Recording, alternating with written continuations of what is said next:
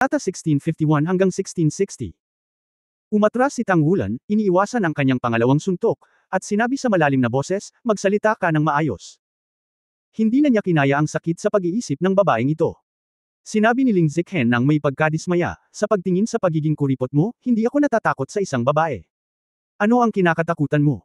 Kung maibabalik mo ang walang hanggang kaharian, hayaan mong matulog ang matandang babae sa iyo. Magsalita ka ng maayos. Ang boses ni Tang Wulan ay halatang tumaas ng ilang puntos.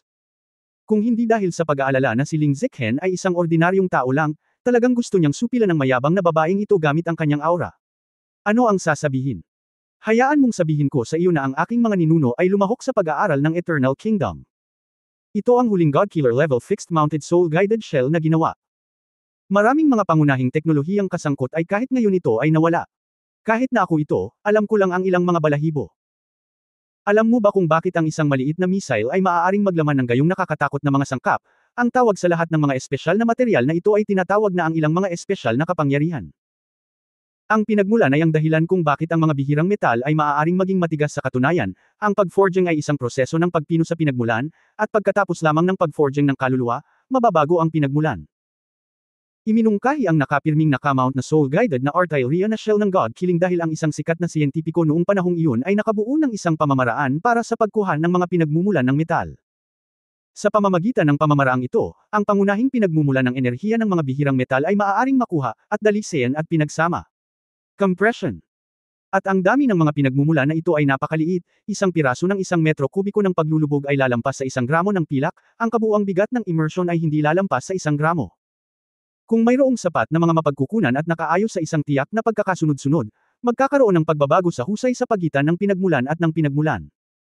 At ang pagbabagong ito ng husay ay tinatawag na source fusion, at maaari itong sumabog na may labis na kakilakilabot na kapangyarihan.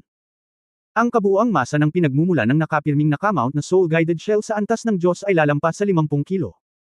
Ang pinagmumulan ng pagsasanib na dulot nito ay magiging isang napakalakas na pagsabog. Iyon ang unang pagkakataon na narinig ni Tang Wulan ang tungkol sa impormasyon tungkol sa Killing God level fixed installed soul-guided shell, at hindi niya maiwasang ma-curious, at si Ling Ziqan, na nagsasalita tungkol dito, sa wakas ay naging normal na. Isipin ang dami ng bihirang metal na kailangan para sa tulad ng isang nakapirming nakamount na artillery shell na may patnubay ng kaluluwa sa antas ng pagpatay sa Diyos, na kung saan ay astronomical lang. Sa makatuwid, sa kasaysayan, 3 lang ang nagawa natin. Kahit na ganoon, ito ay isang sugat din. Nang matuklasan ng Federation na ang pananaliksik sa nakapirming nakamount na mga shell na ginagabayan ng kaluluwa sa pagpatay sa Diyos ay kumonsumo ng maraming mapagkukunan at isang hindi kayang konsumo ng 3 antas ng proyekto ng kaluluwa, at ito ay isang hindi kayang konsumo na proyekto ng Diyos, at ito ay hindi kayang konsumo ng 3 antas ng proyekto. Naubos na ang mga shell, kaya't ipinagbawal ng Federation ang lahat ng pag-aaral sa pinagmulan ng mga bihirang metal. Ang pinagmulang pananaliksik mismo ay hindi mali. Kung paano banggitin at pakilyusan ang pinagmulan ng mga bihirang metal, at kung tama ang direksyon ng pananaliksik, malaki pa rin ang maitutulong nito sa agham at teknolohiya. Halimbawa, ang paksang kasalukuyang pinag-aaralan ko ay kung paano gamitin ang pinagmumulan ng mga bihirang metal upang mabuo tulad ng isang cyclic array, upang makamit ang pag-recycle ng pinagmulan at patuloy na makabuo ng mas malaking enerhiya. Patuloy na muling nabuo bilang core ng enerhiya, at ginagamit ito upang suportahan ang iba't ibang kagamitan sa teknolohiyang nakakakonsumo ng mataas na enerhiya, tulad ng mga barko at sasakyang panghimpapawid. Tigilan mo si Director Ling, mag-usap tayo ng malayo. Pinutol ni Tang Wulan ang mga salita ni Ling Ziqan. Bagamat interesado rin siya sa teknolohiya, ang pinakamahalagang tanong ngayon ay kung paano mas mahusay na makuha ang pumatay na iyon. Mga nakapirming shell na ginagabayan ng kaluluwa sa antas ng Diyos. Inis na pinandilatan siya ni Ling Ziqan, kaya, isipin mo, kung makukuha natin ang walang hanggang langit, paghiwalayin ito, kunin ang pinanggagalingan sa loob, at ayusin ito, napakalaking mapagkukunan ito. Kung ang aking pagsasaliksik ay makumplito, ang isang mapagkukunan ng enerhiya na nasa walang hanggang langit ay sapat na para makagawa ako ng 100 array ng circulation source soul guidance. Kumaibot ang puso ni Tang Wulan matapos itong marinig, pagwasak sa walang hanggang kaharian sa langit. Hindi ba ito mapanganib? Sinabi ni Ling Ziqan, syempre may panganib, ngunit ang panganib at pagkakataon ay magkakasamang nabubuhay. Sa puntong ito, nagpakita siya ng kumpiyansa, ako ay hindi bababa sa 60% na sigurado na magtatagumpay ang demolisyon. Sinabi ni Tang Wulan, paano ang iba pang 40%? Pumutok ka. Walang pakialam na sabi ni Ling Ziqan. Sa wakas ay naunawaan na ni Tang Wulan, at sa wakas ay binigyan siya ng posisyon sa kanyang puso. Ito ay isang baliw. Bakit ang dalawang miyansaya ay nakahanap ng isang baliw na babae para sa kanilang sarili? Bumaba ang ekspresyon ni Tang Wulan, at same time na sinabi ni Tang Wulan, talagang hindi. Kahit na ibalik ang Eternal Kingdom para sa pagsasaliksik, ayos lang, ngunit kahit na may first porsyento na panganib, hindi ito maaaring gibain o sirain. Shrek ang lungsod ay wala na, nitang sect o Shrek Academy ay hindi makatiis sa anumang pagkawala. Sinabi ni Ling Ziqhen, maaari kong dalhin ito sa lupain ng walang tao upang gibain ito. Sa wakas ay hindi na napigilan ni Tang Wulan, at galit na sinabi, hindi iyon gagana, hindi ba ang iyong kapalaran? Talagang hindi. Ito ay isang utos, at walang puwang para sa negosasyon. Kinagat ni Ling Ziqhen ang kanyang mga labi, maaari ko muna itong bawiin. Halos maubos ang pasensya ni Tang Wulan. Huminga siya ng malalim, pinipigilan ang galit na napukaw sa kanya, at sinabi sa malalim na boses, mula sa teknikal na pananaw, anong payo ang mayroon ka? Nagkibit-balikat si Ling Ziqhen at sinabing, wala akong anumang mungkahi, hanapin ito, at pagkatapos ay ibalik ito. Nagulat si Tang Wulan, ganun lang kasimple. Sa anong mga pangyayari sasabog ang Eternal Heavenly Congress? Ling Ziqhen said, it depends on how the federal government sets the procedures. Of course, their procedures are just trivial matters to me. So, if you take me there, I have a solution. As long as I can see it, I will definitely be able to handle it. This is 100%. Nang sabihin niya ito, ipinakita ng punong direktor ang matinding tiwala sa sarili. Sinabi ni Tang Wulan, gayunpaman, ang lugar kung saan nakaimbak ang walang hanggang langit ay tiyak na babantayan ng mahigpit. Isa kang ordinaryong tao. Delikado para sa akin na dalhin ka doon. Maaaring hindi ko masigurado ang iyong kaligtasan, dahil malamang na apat ang kakaharapin natin. Ang salitang Fight Armor Master. Kaligtasan ko. Huwag kang mag-alala tungkol sa kaligtasan ko. Bagamat hindi ako Soul Master, maaaring hindi mo ako kalaban one-on-one. Sabi ni Ling Ziqhen habang itinaas niya ang kanyang baba kay Tang Wulan ng bahagya. Ha! Nagulat si Tang Wulan saglit. Itinaas ni Ling Ziqhen ang kanyang kanang kamay, at nakita ni Tang Wulan na mayroong magandang accessory sa likod ng kanyang kamay. Ang accessory na ito ay nakahop sa palad ng kanyang kamay ng isang manipis na piraso ng metal, na makikita mula sa likod ng kanyang kamay. Ito ay isang pink na gemstone, bilog, halos 1 pulgada ang lapad. Ang pink na halo ay umikot, ang liwanag ay tumawid, at agad na naging mga piraso ng pink na liwanag, ganap na tumakip sa katawan ni Ling Ziqhen. Bago at pagkatapos, 2 hininga lang. Ang babaeng scientist na may mga suso at puwit sa harap ni Tang Wulan sa nakaraang sandali ay ganap na natatakpan ng kulay rosas na baluti sa susunod na sandali. Ang baluti na ito ay nagpapataas lamang ng kanyang taas ng halos 1 kapat, na halos kapareho ng armor ng labanan. Ang pink na baluti ay mukhang napakagaan. Ang buong baluti ay binubuo ng iba't ibang rhombus. Kung titingnan mong mabuti, makikita mo na ang bawat rhombus metal ay may magaan na lugar na halos kasing laki ng butil ng lingga.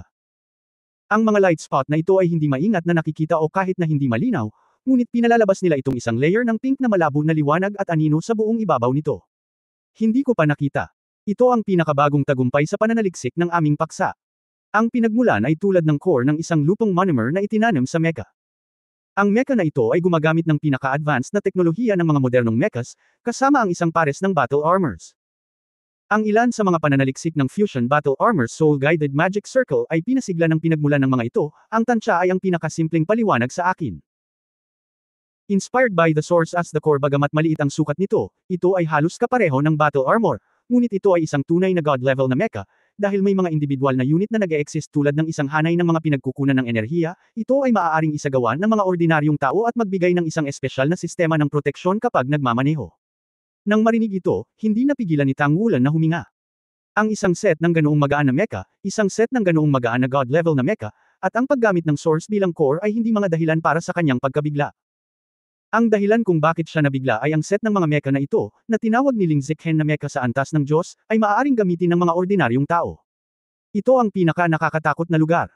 Sa madaling salita, kung mapapasikat ang kanyang pananaliksik, ang sinumang ordinaryong tao sa hinaharap, pagkatapos ng pagsasanay, ay may posibilidad na maging isang mecha sa antas ng Diyos. Grabe ito. Kung ito ay talagang matagumpay, kung gayon ang kahalagahan ng pag-iral ng Soul Master ay lubos na hihina. Natatakot ka ba? Gumawa ng daliri si Ling Ziqhen kay Tang Wulan. Sinabi ni Tang Wulan, maaari bang gawing popular ang mecha na ito? Sinabi ni Ling Ziqhen nang walang pag-aalinlangan, imposible iyan. Alam mo ba kung magkano ang halaga ng naturang mecha? Hayaan mong sabihin ko ito sa paraang ito.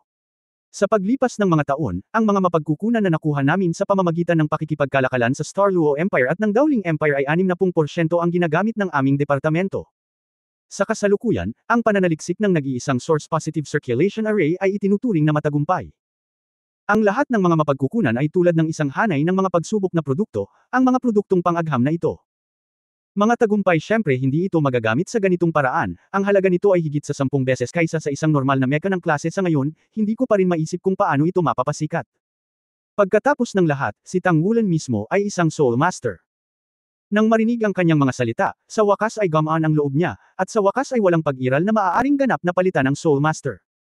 Gayunpaman, kung maaari nating pag-aralan ang maraming kombinasyon ng mga positibong sistema ng mapagkukunan ng sirkulasyon at hayaang gumana ang source fusion, hindi natin masasabing sigurado. Siyempre, nangangailangan pa rin ito ng mahabang proseso, kahit ilang henerasyon.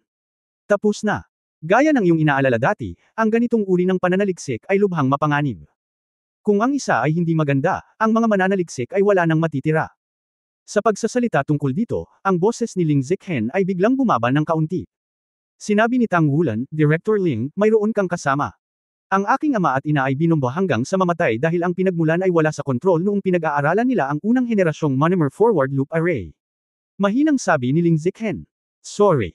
Bumantong hininga si Tang Wulan, bahagyang bumuti ang kanyang pangunawa kay Ling Zichen. Wala lang, ang buhay natin ay matagal nang nakatuon sa pagsasaliksik.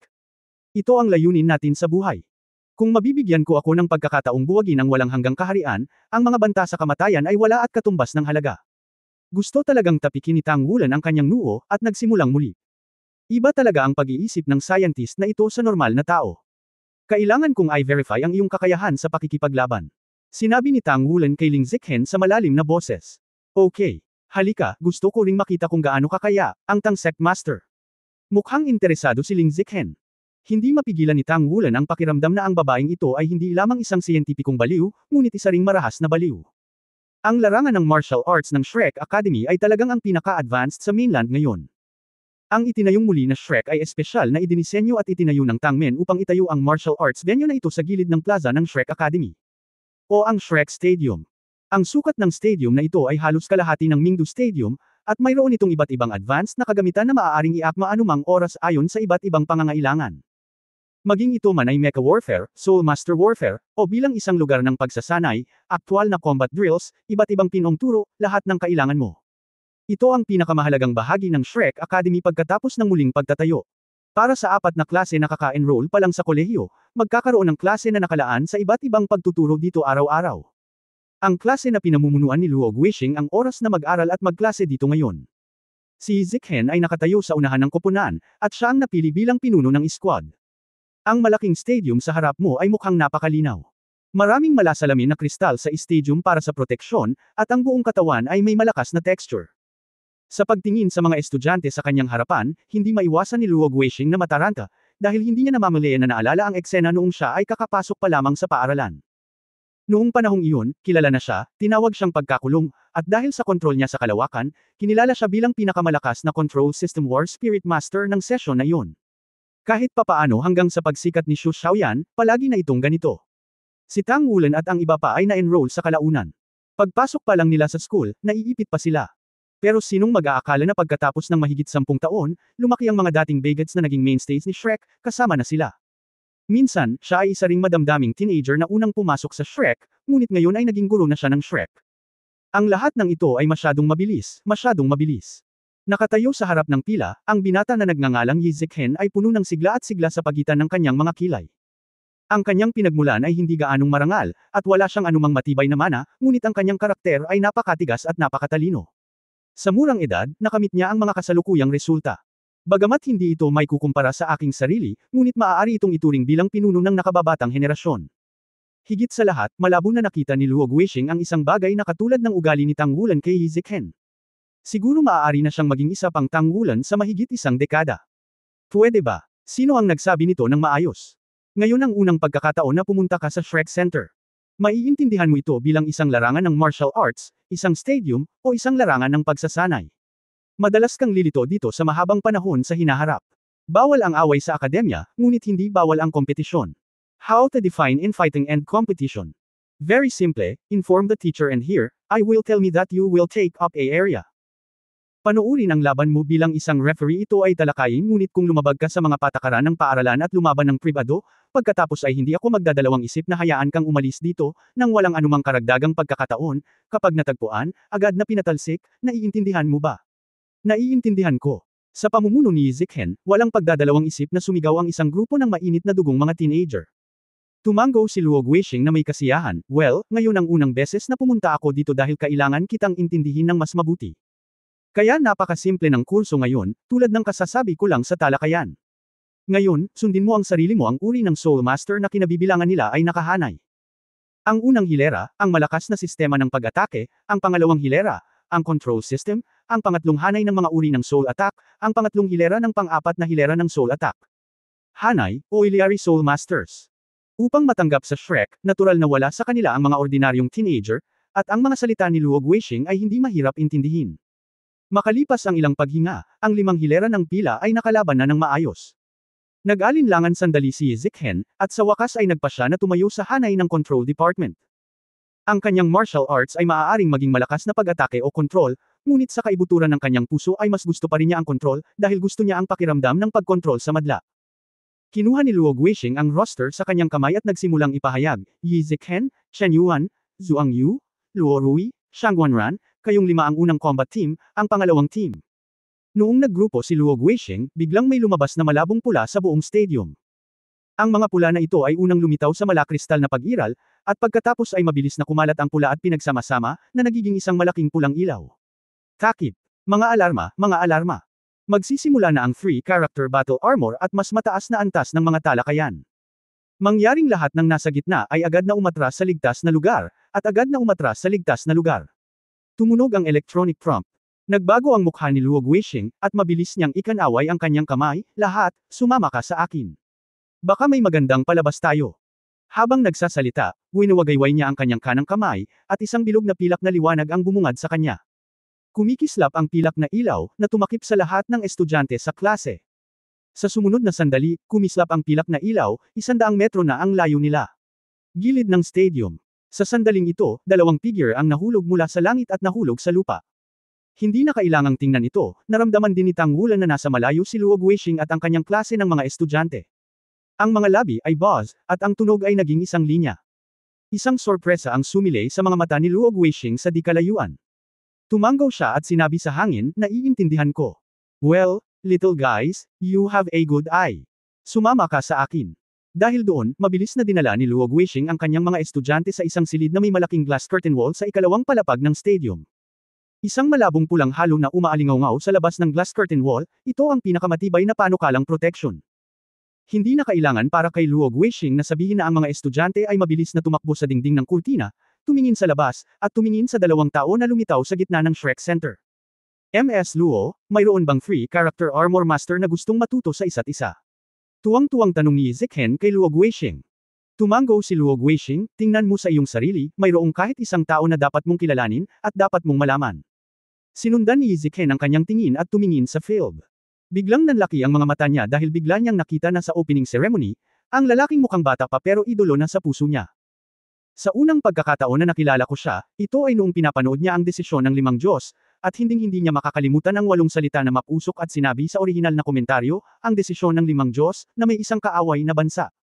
Hanggang ngayon, sa tuwing naiisip niya ang 8 karakter na iyon, magkakaroon siya ng sigla, gaano man kahirap o pagod ang paglilinang, nakakagigil ang kanyang mga ngipin. Noong gusto niyang mag-apply sa Chuanling Academy, hindi niya alam na siya pala ang taong iyon, lalo pa na siya ang pinakamataas na pinuno ng Shrek Academy. Hanggang sa nakita ko siya noong araw na iyon, halos hindi na niya mapigilan ang kanyang emosyon. Kung positibo ang kapangyarihan ng mga idolo, magkakaroon ito ng hindi masusukat na epekto sa paglaki ng isang teenager. Ito ay tulad ng impluwensya ng asul na espada sa puting damit at ang langit, yelo, nyebe at malamig na sayaw kay Tang Wulan. Sa sandaling ito, ang lalaki sa ibaba ay ang kanyang idolo ni Zikhen. Gusto bang mag-away ng mga idol? Sino ang kanyang kalaban? Pink na armor. Yan ba ang Battle Armor Master? Nakatayo sa tapat ng Tang Wulan, na nakasuot ng pink na armor ay masasabi lamang na ang gumagamit ay isang babae, at siya ay isang babaeng may napakagandang figure. Ngunit ang kanyang buong katawan ay natatakpan ng patong ng baluti na iyon, at hindi niya makita ang kanyang hitsura. Tumingin si Tang Wulan kay Ling Zikhen sa kanyang harapan at sinenyasan siya, magsimula na tayo. Gusto ko ring makita kung gaano kalakas ang iyong nag-iisang positive circulation source core. Ito ang kanyang pinakamahusay. Kakaibang lugar. Kahit na ang minimal na mecha sa kanyang harapan ay hindi maaaring mass-produced, ito ang unang pagkakataon na nakipag-ugnayan siya sa konsepto ng core ng pinagmulan ng solong positibong sirkulasyon. Kung ang Killing God level fixed mounted soul guided shell ay ginawa lahat batay sa hinalinhan ng bagay na ito, kung gayon gaano ito kalakas. Ang pananaliksik sa pinagmulan ay malamang na maging isang mahalagang tagumpay ng siyentipikong pananaliksik sa buong kasaysayan ng tao sa hinaharap.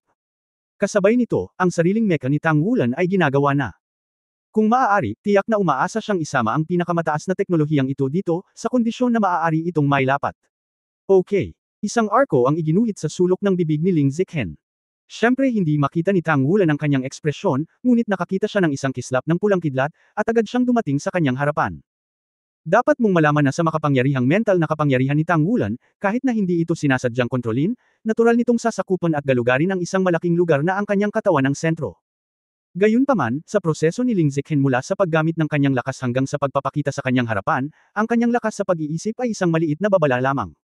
Ang dahilan ay napakasimple, masyadong mabilis. Hindi gumalaw si Tang Wulan. Maari man lang niyang itaas ang kanyang kamay para harangin ang kanyang dibdib sa napakaikling oras na ito, ngunit hindi niya ito ginawa. Sa halip, pinalo ang Mecha Fist ni Ling Ziqhen. Ang aking sariling dibdib, at sa sandaling iyon ay puno ng lakas. Ang orihinal na kulay rosas na kidlat ay naging tamad sa kanyang espiritual na mundo, na nagpapahintulot sa kanya na malinaw na obserbahan kung ano ang nangyari. Ang mga light spot na ipinamahagi sa bawat sulok ng set ng God level mechas ni Ling Ziqhen ay halos lahat ay lumiwanag sa sandaling siya ay nagpapuwersa, kaya parang ang kanyang buong katawan ay naglalabas ng malakas na liwanag. Ang bawat bahagi ng liwanag ay tila pinagmumulan ng kapangyarihan, at sa sumunod na sandali, ang kanyang kamao ay tumama sa kanyang dibdib. Malinaw na naramdaman ni Tang Wulan na dahil sa impact, ang kanyang gininto ang dragon na katawan ay natural na pinakawalan, at ang mga gintong kaliskis ay natatakpan sa kanyang dibdib. Pagkatapos maapektuhan, ang mga kaliskis na ito ay natural na kumunat papasok, ang mga kalamnan ng dibdib ay nagkontrata, at ang dibdib ay bahagyang bumagsak upang pabagalin ito. Epekto. Ang lahat ng ito ay nasa kanyang mental perception. Gayunpaman, sa damdamin ng mga estudyante sa ikalawang palapag at ni Ziqhen, ang unang banggaan ng dalawa ay natapos sa isang iglap. Boom! Isang malakas na alon ng panahon ang sumambulat sa isang iglap. Ang katawan ni Tang Wulan ay dumulas pa atros na halos magkaparehas, at sa kanya, nagsimulang lumitaw ang isang ginintoang pulang halo sa sandali ng pagtama, ang halo ay nag-oscillated, at ang likod na pag-anod ng kanyang katawan ay mabilis na nalutas ang nakakatakot na epekto. Puwersa. Matapos umatras ng buong 100 metro, muling pinatatag ni Tang Wulan ang kanyang figure, hinawakan ang kanyang dibdib gamit ang kanyang kanang kamay, at tumango sa direksyon ni Ling Ziqhen. Ang malamig na boses ni Ling Ziqhen ay tumunog, ang suntok kanina ay humigit kumulang 10,000 kilo. Ayon sa normal na kalkulasyon, kahit isang defensive spirit beast gaya ng Dark Golden Direclobear ay itatapon sa hangin. Ibig sabihin, ang iyong kapangyarihan sa pagtatanggol ay hindi bababa sa parehong antas ng Dark Golden Deinonychus Bear sa loob ng 10,000 taon. Gayunpaman, ito ay maliit na bahagi lamang ng aking lakas. Muling lumitaw ang pink na kidlat, saglit lang ang 100 metro, ngunit sa pagkakataong ito ay hindi na pinalo si Tang Wulan, gumalaw ang kanyang kanang kamay kasabay ng pag-activate nito ni Ziqhen. Ang lakas ng pag-atake ng pink god level na mecha na ito ay medyo hindi mahina. Kung si Ziqhen ay may ilang reserbasyon ngayon lang, kung gayon ang maliit na mecha na ito ay talagang may level ng isang Diyos level na mecha. Kung sapat na ang attack power, hindi ko alam kung paano ang defense power. Ang ginto at kulay rosas na mga ilaw ay nagbanggaan sa hangin halos kaagad. Sa pagkakataong ito, nanatiling hindi gumagalaw si Tang Wulan, at ang kulay rosas na kidlat ay kumikislap sa hangin na parang naaaninag, ngunit hindi ito tumigil.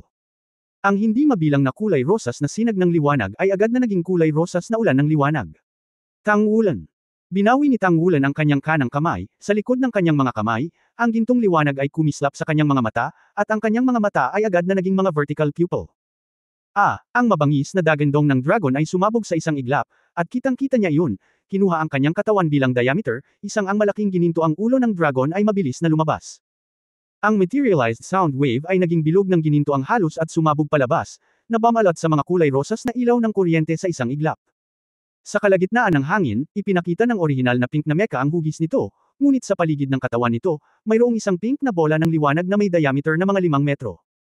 Ang ibabaw ng bola ng liwanag ay naprotektahan ng epekto ng dagandong ng gintong dragon. Marahas na umaalingaw-ngaw ang mga ripples.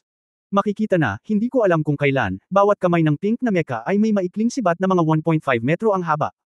Malinaw, ang dating kulay rosas na kidlat ay sumambulat mula rito. Gumagamit ka ba ng sibat? Bahagyang ngumiti si Tang Wulan at iniunat muli ang kanyang kanang kamay. Sa paghawak sa kawalan, ang gintong liwanag ay kumikislap, at ang gintong sibat ng dragon ay tumalon na sa kanyang palad. Hawak ang gitnang seksyon ng Golden Dragon Spear, itinuro ni Tang Wulan.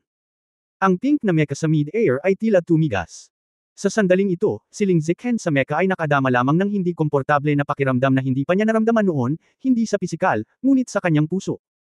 Dahil sa counterattack na kakahanda pa lang niyang gawin, ito ay dahil ang gininto ang dragon na sibat ni Tang Wulan ay sinaksak sa kalooban na parang antelope na nakasabit na mga sungay na hamarang sa lahat ng direksyon ng pag-atake. Ang lalaking ito.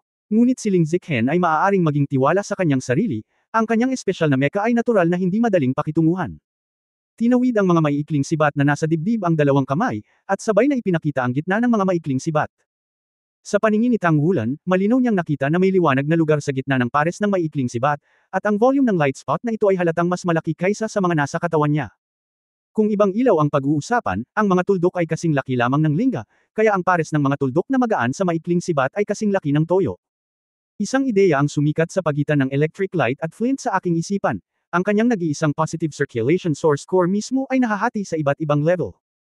Sa sumunod na saglit, bigla niyang nakita na ang dalawang sibat ay umilo ng sabay, at ang dalawang core ng dalawang sibat ay agad na bumaril sa liwanag, at nakapatong sa isa't isa, isang kulay rosas na sinag ang umabot sa kanya halos kaagad. Ang malakas na pakiramdam ng pagbabanta ay nagparamdam kay Tang Wulan na parang sumabog ang kanyang mga buhok. Ginamit niya ang kanyang espiritual na kaharian ng halos walang pag-aalinlangan. Saglit na huminto ang sinag na nasa harapan niya, na parabang bumalik ito sa sandali bago ito inilunsad. Sa pagkakataong ito ay mas malinaw itong nakita ni Tang Wulan. Ang nag-iisang positibong circulation source core ng dalawang maiikling sibat ay nakapatong sa isa't isa, at ang mga sinag na ibinubuga ay ang kapal lamang ng mga butil ng soybean, at walang kapangyarihan dito. Gayunpaman, sa kanyang intuition, ang bagay na ito ay tiyak na maaaring magbanta sa kanyang pag-iral, na mas nakakatakot kaysa sa mabigat na ion ray na ginamit ni Long Yuzo. Kumislap ang figure at nalihis sa lugar. Dumaan na sa kanya ang pink na sinag, ngunit ang sinag ay hindi nakolekta kaagad, ngunit tumangay ng paalang, na parang talim ng liwanag, na nagwawalis patungo sa kanyang katawan. Si Tang Wulan ay hindi nang ahas na magpabeya, at agad na nag-react. Ang Golden Dragon Spear sa kanyang kamay ay gumuhit ng isang light fox, na pumapatong sa sinag. Ang malupit na tunog ng gasgas ay sumambulat kasabay ng isang marahas na pagsabog. Naramdaman lang ni Tang Wulan na ang isang napakalakas na puwersa ng pagsabog ay agad na tumama sa kanya, at naramdaman na lamang ni Tang Wulan na isang higanteng martilyo ang lumitaw sa kanyang harapan, na hinampes ito sa kanya. Ano ito? Ito ang unang pumasok sa isip niya kasabay ng pagkabigla niya. Sa susunod na sandali, ang kanyang katawan ay na-ejected ng paputok na puwersa at lumipad palabas. Nanginginig ang kanyang katawan, natapos niya ang pagbabago ng direksyon sa hangin sa isang iglap, at nakaalis sa saklaw ng sinag. Ang pink na mecha ay naging kidlat muli, at isang pares ng maiikling sibat ang bumaril ng hindi mabilang na mga ilaw at anino, at dumiretso sa Tang Wulan upang takpan sila at habulin. Kailangan kong sabihin na ang bilis ng kanyang mecha sa antas ng Diyos ay masyadong mabilis, at maaari itong gumawa ng maraming hindi kinaugalian na paggalaw. Pagkatapos ng ilang laban, natuklasan ni Tang Wulan na ang nag-iisang positibong circulation source core sa kanyang katawan ay hindi lamang nagbibigay ng enerhiya, ngunit ang bawat isa ay maaari pang gamitin bilang propeller. Ang mga source core na ito ang nagtutulak sa kanyang katawan na gumawa ng iba't ibang paggalaw sa ilalim ng kontrol ni Ling Zichen. Mahirap para kay Tang Wulan na isipin na kaya ng katawan ni Ling Zichen ang napakalakas na impact. Ang kapangyarihan ng mecha na ito ay lampas sa imahinasyon, at tiyak na lampas ito sa ordinaryong mecha sa antas ng Diyos. Umiral. Ngunit sa oras na ito, napukaw din si Tang Wulan na maging mapagkompetensya. Talaga bang matatalo ng teknolohiya ng tao ang mga masisipag na Soul Masters? Maybe in the future, but at least at this time, hindi pa rin niya kaya. Ang sibat ng gintong dragon ay bumaril, at libu-libong mga ilaw at anino ang sumambulat sa isang iglap. Ang makapangyarihang mga pag-iisip ay sinamahan ng pagsasanib ng kanilang sariling kapangyarihang kaluluwa at pangunahing kapangyarihan ng dragon, na naging dahilan upang ang gintong sibat ng dragon ay pumutok ng libu-libong kinang. Halos agad na nilamon ng kulay rosas na liwanag. Pakiramdam ko ang pag-atake ni Ling Zichen ay biglang natabunan ng isang malaking gintong liwanag, at pagkatapos ay nagtipon at nilamon papasok. Sa huli, ang gintong liwanag ay sumanib sa isa't isa, at agad itong itinuro sa kanya. Katawan ng libu-libong puntos. Masyadong pamilyar na ginamit ni Tang Wulan ang istilong ito. Isinama na niya ito sa kanyang instincts, at masasabing na practice na niya ang pinakamatagal na oras ng marksmanship. Siya ay dating kilala bilang Diyos ng Sibat, bilang Diyos ng Sibat na si Wulan, ang kanyang gintong dragon na sibat ay natalo sa hindi mabilang na mga kalaban. Gaano man kalakas ang mga mecha, ang kanilang mga kasanayan sa pakikipaglaban ay hindi may kukumpara sa mga makapangyarihang Soul Master na nakalubog sa kanila sa loob ng maraming taon.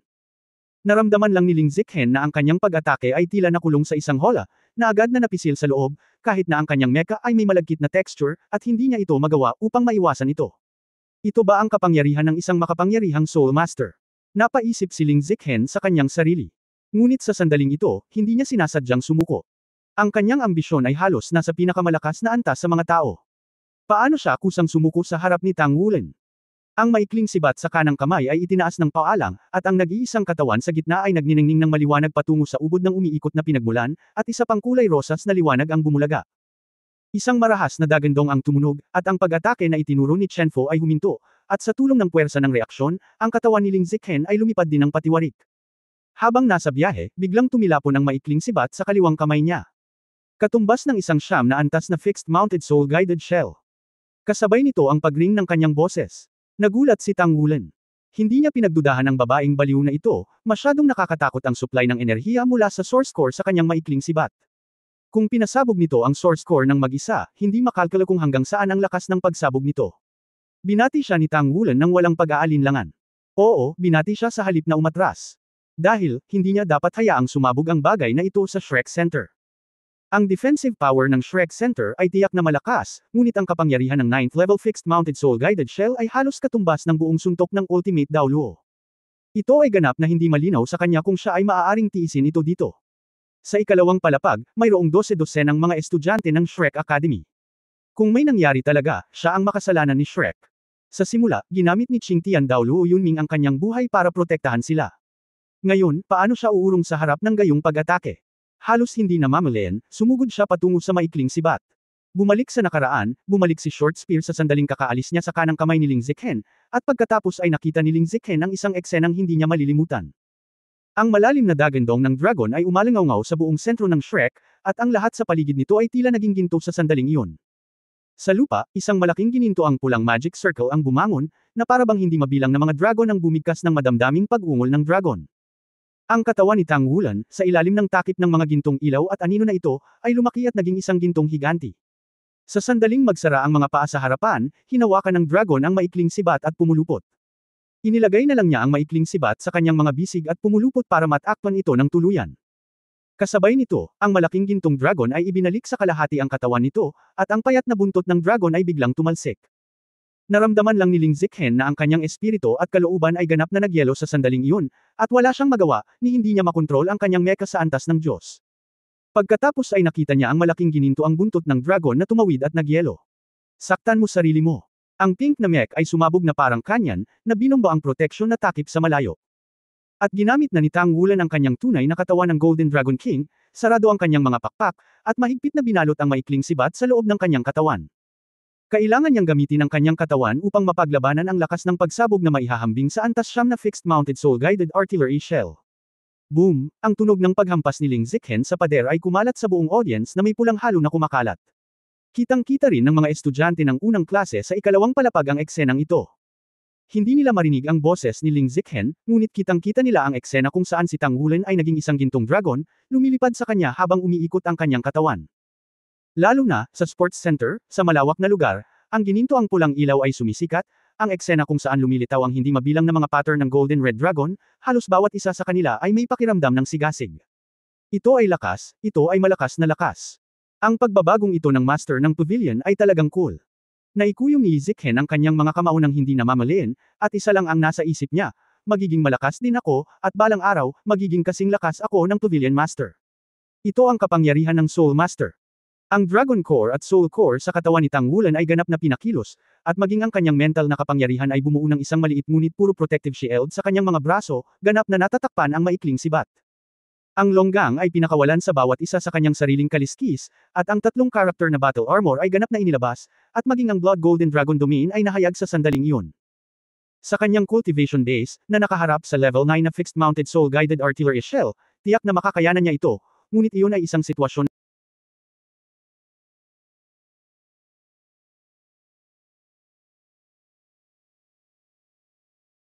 frontal resistance, sa halip na ganap na itago ang kapangyarihan ng level 9 fixed-mounted soul-guided shell.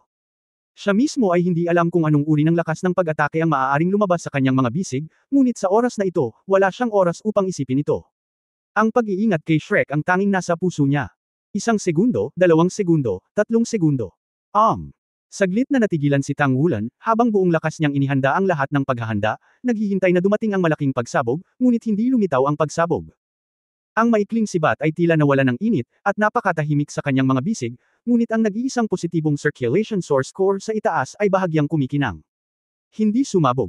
Sa tingin mo babaliw talaga ako? Idiot. Isang pabiro na boses ang nagmula sa malayo, at ang pink na mecha ay nagpupumilit na bumangon. I have to say that the defensive power of her mecha is also very amazing, and in the process of getting up, walang kahit katiting na kahirapan. Malinaw, hindi siya nasaktan sa nakaraang pag-atake ni Tang Wulan. Nakahinga ng maluwag si Tang Wulan, kumikislap ang liwanag at anino, at nabawi niya ang kanyang anyo bilang tao, baliw ka pa rin ba? Hindi niya napigil ang sumigaw. Nagkibit balikat si Ling Ziqhen, gusto ko lang linlangan ka sa pagbabago ng mga trick. Who knows na ganoon kalaki ang reaksyon mo? Sa unang pagkakataon, naramdaman ni Tang Wulan na gusto niyang saktan ng isang babae. Gusto niya talagang bugbugin siya ng husto. Okay, let's stop here. I can't beat you. I can kill it with your mercy.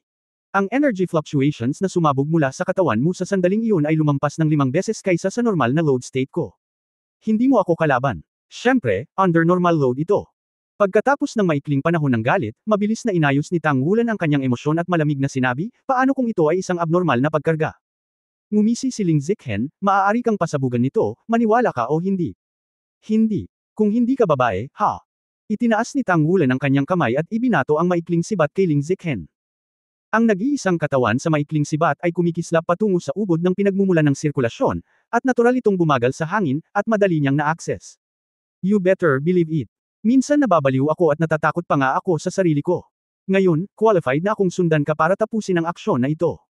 Binawi ni Ling Ziqhen ang pares ng mga sibat, at hindi niya makita kung paano niya ito ginawa, na parang ang pares ng mga sibat ay direktang naghalo sa katawan.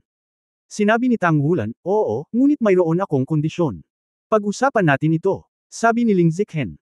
Sinabi ni Tang Wulan, sundin ang mga utos at sundin ang mga tagubilin, kahit kailan hindi ka makakakilos ng walang pahintulot, kung hindi, hindi ka makakasali. Oo, basta makatwiran. Hindi alam kung bakit, ang baliw na babaeng siyentipiko ay biglang naging mas madaling kausap. Hindi inaasahan ni Tang Wulan na magiging masaya siya, medyo nagulat siya at hindi napigil ang tumigil. Lagi kong sinasabi ang sinasabi ko, at ang ipinangako ko ay talagang matutupad. Malamig na sabi ni Ling Ziqhen. Mas maganda kung ganito, tara na. Pagkatapos magsalita, binawi ni Tang Wulan ang Battle Armor at Blood Golden Dragon Domain at lumakad palabas ng Shrek Center. Ang labanan sa pagitan nila ay sa katunayan ay tumagal lamang ng maikling panahon, ngunit kahit na ang maikling yugtong ito ay nagpakawalan ng hininga sa mga estudyante sa ikalawang palapag. Hindi man nila maramdaman ang pagbabago-bago ng enerhiya sa likod ng kalasag, para lang makita at maramdaman ang mga iniisip na ipinakita ng dalawa noong nag-aaway sila ay parang lasing na halos hindi na sila makahinga. Tanging si Luo Guixing ang pinakamalinaw na nakakakita at nakakaunawa sa proseso ng pinakamahusay.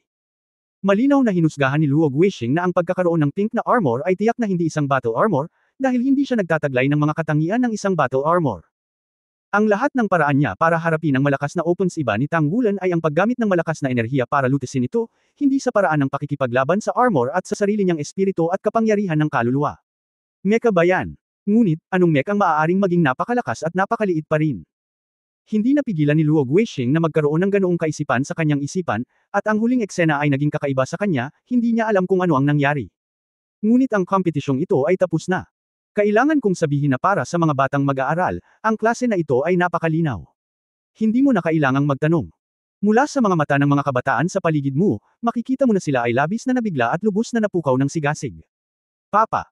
Pinalakpakan niya ang kanyang mga kamay at ibinalik ang atensyon ng mga estudyante, well, hindi ko nais na tanungin ka kung ano ang nararamdaman mo pagkatapos mong mapanood ang labanan na ito, at sabihin sa akin ang iyong susunod na pagtatanghal. Susunod na pasok tayo sa arena, sa unang laro, ang unang koponan ay naglaro laban sa pangalawang koponan, ipakita ang iyong mga kasanayan. Kung gusto mong maging isang malakas na tulad ng Pavilion Master, kung gayon, sa mahabang panahon sa hinaharap, dapat mong ibigay ang lahat ng iyong pagsisikap. Si Tang Wulan ay nauna ng naglakad, hindi iniligpit ni Ling Ziqhen ang kanyang mecha, ngunit sinundan siya ng tahimik. Kung titignan ang balingkinitang figure ng lalaki sa harapan, napakahirap para sa kanya na isipin na may isang tao na kayang magpasabog ng nakakatakot na enerhiya gamit ang kanyang katawan. Isa itong makapangyarihang Armor Master. Ang mecha na kanyang pinagkakatiwalaan ay masasabing isang kakaibang pag-iral sa mundong ito, dahil dito, maaari siyang maging napakalakas. Ngunit ano ang kanyang inaasahan? Ito ay isang makapangyarihang kasanayan. Siyempre hindi magaling magsalita si Ling Ziqhen. Kung susundin niya ang utos at susundin niya ang utos ng ibang tao, sinampal niya sana siya. Gayunpaman, sa pagharap sa lalaking nasa harapan niya, sumang-ayon na lang siya ng napakamulto, dahil hindi niya makalimutan, nang sabihin niyang ang maikling sibat ay nagtataglay ng lakas ng pagsabog ng siyam na antas na fixed installed soul-guided shell, ang reaksyon ng lalaking ito. Hindi siya nakatakas,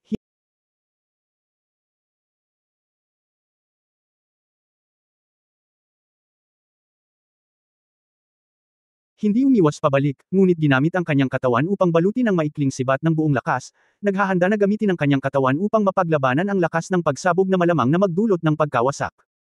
Talagang hindi inakala ni Ling Ziqan na ang katawan ng isang normal na tao o Armor Master ay makatiis sa lakas ng pagsabog ng ikasyam na antas na fixed-mounted soul-guided shell.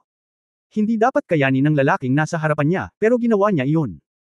Sa sandaling iyon, gaano man kalakas ang kanyang pagkatao, o kahit medyo baliw, hindi niya maiwasang mabigla ng husto. Siya ay nagbabantay sa lahat ng nasa paligid niya, nagbabantay sa kolehiyong ito.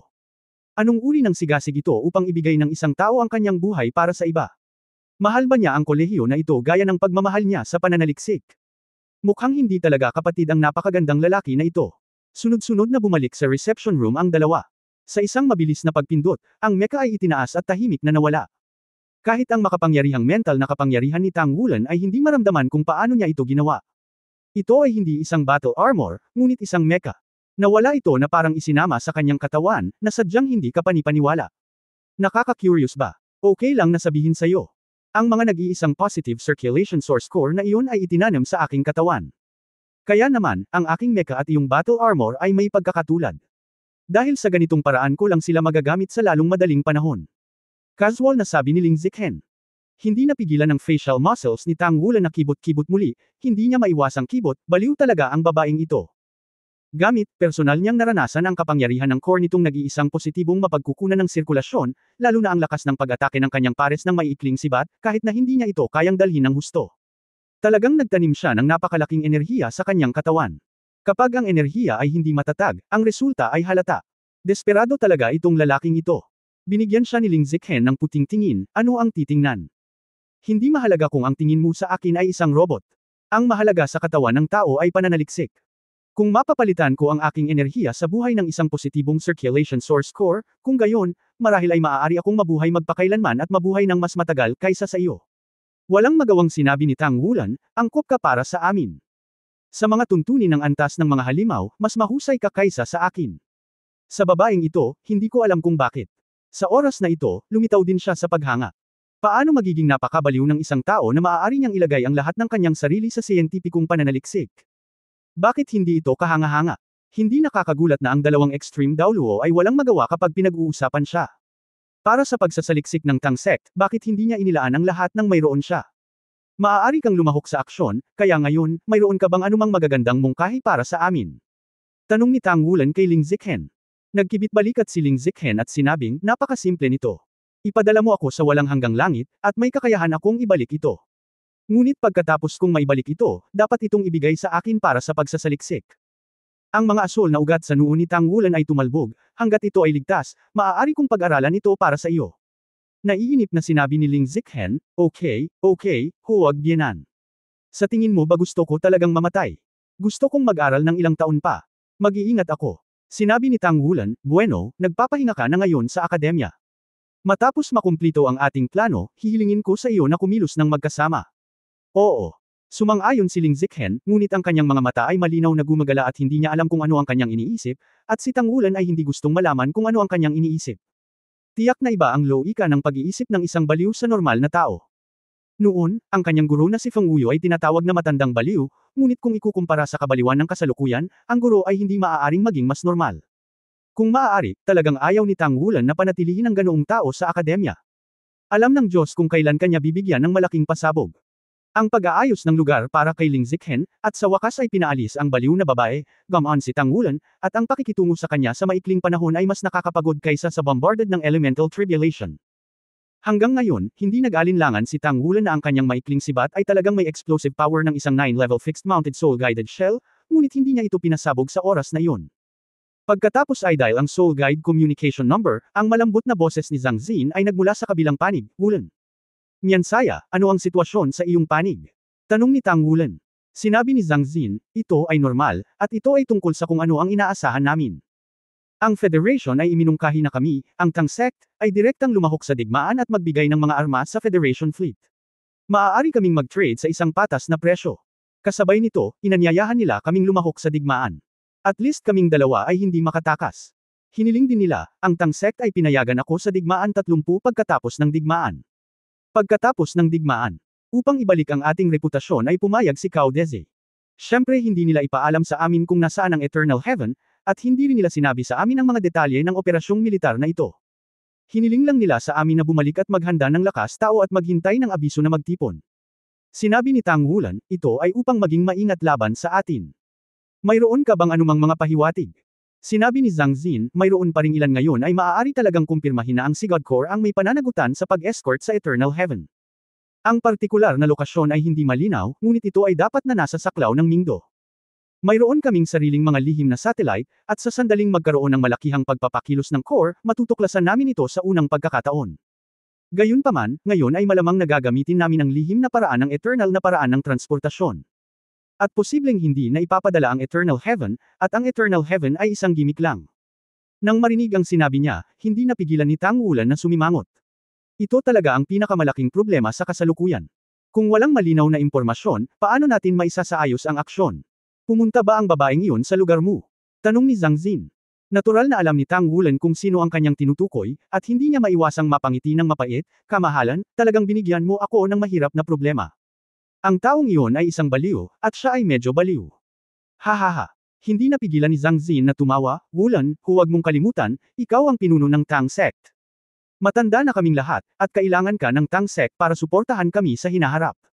Bagamat medyo baliw si Zhe Chen, siguradong siya ang lakas sa puso namin. Kahit ano paman, kailangan mong maging matyaga. Ang kanyang pamilya ay palaging haligi ng aming Tang Sect. By the way, she does acupuncture. Payag, matutulungan mo siya, naniniwala akong handa siyang gawin ito sa iyong mga jin. Ang itim na linya sa noo ni Tang Wulan ay dumulas pababa. Kung hindi dahil sa mga matatanda sa kabilang panig, talagang gusto niyang magmura, kamahalan, siya ay bomba ng tao. Hindi ka ba nag-aalala? Biglang tumahimik si Zhang Xin, at pagkaraan ng mahabang panahon, sinabi niya sa malalim na boses, Wulan, alam kong may masamang impresyon ka sa kanya. Ngunit dapat kong sabihin sa iyo na si Zhe Chen ay isang mabuting babae, likas na mabait at mapagmahal siya. Pananaliksik. Sa tingin mo ba gusto niya ito? Hindi. Ngunit sa isang pagsasaliksik, biglang lumitaw ang isang problema sa institute. Lahat ng nag-iisang positibong sirkulasyon, at anumang oras ay maaaring sumabog ito. Ang pagkawala ng ating Tang Sect ay hihigit pa sa sakuna, at ang lahat ng mga mananaliksik ay mamamatay sa oras na iyon. Siya ang nagdala ng mga bagay na iyon gamit ang kanyang sariling katawan, at sa pamamagitan ng kanyang sariling buhay ay nag-uugnay ang singil ng kuryente sa pinagmumulan ng positibong sirkulasyon ng lahat ng mga monomer. Oo, hindi na siya ganap na matatawag na tao ngayon, ngunit dapat mong tandaan na ang kanyang mga desisyon noong panahong iyon. Si Zhe Chen ang ganap na pinuno ng puwersa ng siyentipikong pananaliksik ng Tang Sect. Walang sinuman. Sa Tang Sect Research Institute, ang kanyang impluensya, awtoridad, at pagmamahal ay higit pa sa atin. Lahat ng ibinigay niya ay para sa kapakanan ni Tang Sect, para maging mas direkta, siya ang bayani ng Tang Sect. Isang pagkabigla ng pamamanhid ng anit ang kumalat sa buong katawan niya, at hindi namamalayang idiniin ni Tang Wulan ang kanyang mga labi. Muling lumitaw sa kanyang isipan ang medyo baliw na babaeng scientist. Siyempre, hindi niya pagdududahan ang mga salita ni Zhang Xin, ngunit sa sandaling ito, biglang nakaramdam ng kahihiyan sa kanyang puso. Siya ay orihinal na isang napakapayat na batang babae.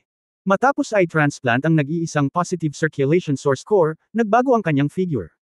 Ang stimulation ng life charge ay nagkaroon ng malaking epekto sa kanya sa pangkalahatan. Ayon sa aming mga kalkulasyon, siya ay hindi siya maaaring mabuhay hanggang 50 taong gulang. Dahil ang kanyang sariling enerhiya sa buhay ay naubos ng sobra, masyadong marami sa proseso ng pagsasama-sama ng mga solong positibong circulation core. Sabi ni Zhang Xin dito, puno ng emosyon at kalungkutan ang mga salita. Sinabi ni Tang Wulan, hindi ba nito mapupunan muli ang enerhiya ng buhay? Ang sinaunang puno ng buhay ay maaaring. Pinutol siya ni Zhang Xin, imposible. Ang kanyang life charge ay ganap na isinama sa core ng libu-libong nag-iisang positive circulation sources. Kapag nagbago ang life charge, ito ay agad na magpapasabog sa kanyang katawan. Sa makatuwid, walang sino man ang makakapagpabago sa lahat ng ito. Maliban kung ang kanyang pananaliksik ay maaaring gumawa ng isang qualitative leap. Umalangaw-ngaw sa isipan ni Tang Wulan ang sinabi ni Ling Ziqan noon. Sinabi niya sa oras na kung isang araw ay masira, maaari pa siyang mabuhay magpakailanman.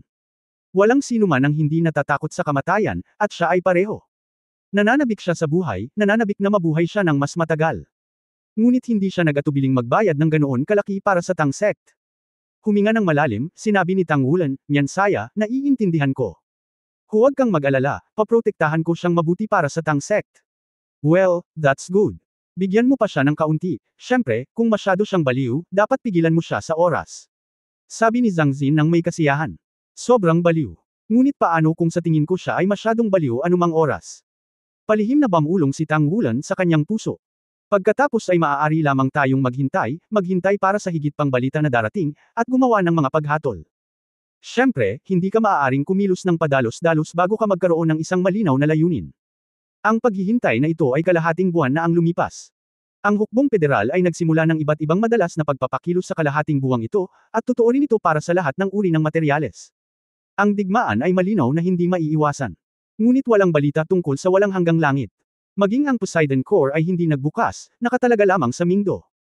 Ang Amorous Daoluo at Ruthless Daoluo ay pinabalik na ng Federal Assembly. Sinabi lang nila sa kanila na ang Tang sect ay handang lumahok sa digmaan anumang oras, at wala nang ibang sinabi. Halatang hindi sila makapaniwala sa Tang sect, gusto lang nilang samantalahin ang digmaang ito para hilahin ang Tang sect sa tubig at pigilan ang Tang sect na makialam. Ang pagtuturo ng Shrek Academy ay nasa tamang landas, at ang kalidad ng mga mag-aaral sa klase na ito ay medyo mahusay at sila ay nagtrabaho ng husto. Bagamat karamihan sa mga guro ay mga bagong dating, sila rin ay masigla. Ang mga gusali sa paligid ng Haishan Lake ay nagsimula na ring itayo, na isang maunlad na tanawin. Ang higit na kasiya siya ay ang ekolohikal na kapaligiran sa Poseidon Lake ay unti-unting bumubuti pagkatapos ng muling pagkabuhay ng mga sinaunang puno ng buhay, at ngayon ang ilang mga halaman ng algae ay nagsimulang lumitaw sa ilalim ng lawa. Matapos ang ekolohikal na kapaligiran ay sapat na upang malutas ang orihinal na mapanirang enerhiya, maaari mong simulan ang pagpapadala ng ilang mga anyo ng buhay dito upang higit pang mapabuti ang ekolohikal na kapaligiran sa Poseidon Lake. Kailangan kong sabihin na ang pagtatatag ng pasukan ng Seven Sacred Abyss sa Sea God Lake ay isang napakatamang pagpipilian. Ang Seven Sacred Abyss ay hindi lamang naging bahagi ng Shrek Academy, ngunit higit sa lahat, ang paglitaw ng Seven Sacred Abyss ay nagpabilis din sa Sea God. Ang rate ng pagkawala ng enerhiya ng pagkawasak sa lawa. Kinokontrol ng Seven Old Demon ang kapangyarihan ng pagkawasak sa Seven Sacred Abyss, sinisipsip at nilalamon ang enerhiya ng pagkawasak sa Sea God Lake, pinatatatag ang maliit na eroplano, at nalulutas din ang problema ng sinaunang puno ng buhay, na masasabing kapwa kapaki-pakinabang. Sa harap lamang ng sinaunang puno ng buhay, ang 7 matandang demonyo ay magiging mas tapat, pagkatapos ng lahat, iyon ang binhi ng buhay sa buong eroplano at ang bagay na kanilang pinaasa. Sinimulan din ng Lingling Academy ang normal na pagtuturo.